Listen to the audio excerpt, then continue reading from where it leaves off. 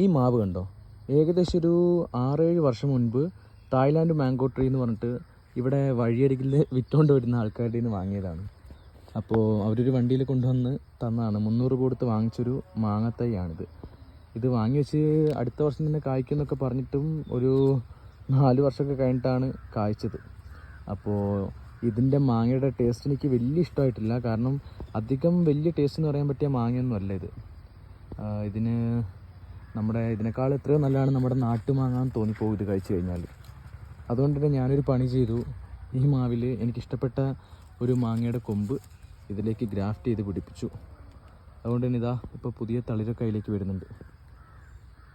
കണ്ടില്ലേ, പുതിയ തളിരൊക്കെ ഇട്ട് ഇനിയിപ്പോൾ ഈ മാവിന്ന് ഇതുപോലത്തെ വേറെ മാങ്ങയും കഴിക്കാം.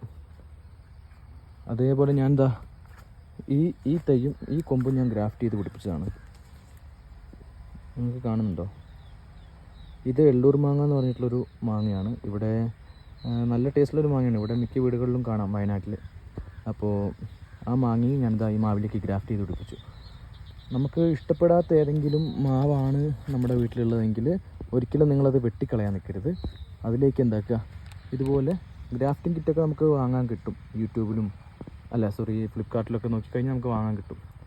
അപ്പോൾ നിങ്ങൾ അത് വാങ്ങി യൂസ് ചെയ്യുക.